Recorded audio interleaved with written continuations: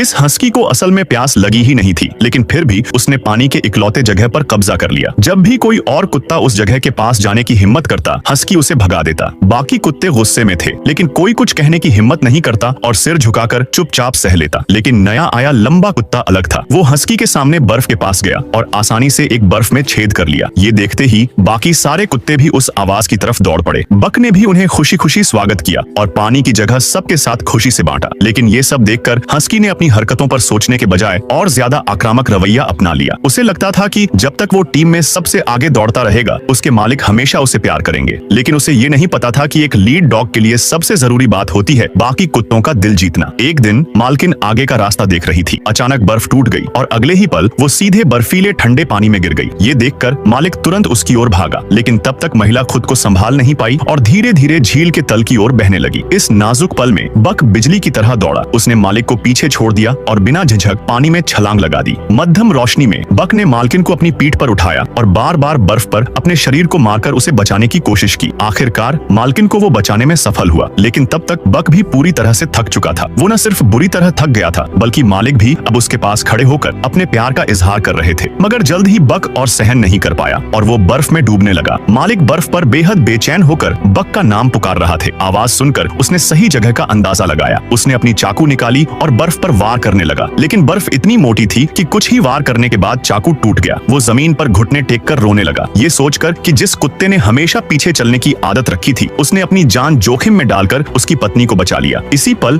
उसने देखा कि कोई उसे एक औजार पकड़ा रहा था। उसने बिना कुछ सोचे उसे पकड़ लिया और फिर से बर्फ को काटना शुरू कर दिया। लेकिन अचानक उसे कुछ महसूस हुआ। मुड़कर देखा तो पाया कि उसे छड़ी पकड़ाने वाला और कोई नहीं बल्कि खुद बक था, जिसे वो लगातार याद कर रहा था। बक को अपने मालिक के करीब देखकर पास खड़ा हस्की इतना गुस्से में था कि उसके कान तक मुड़ गए।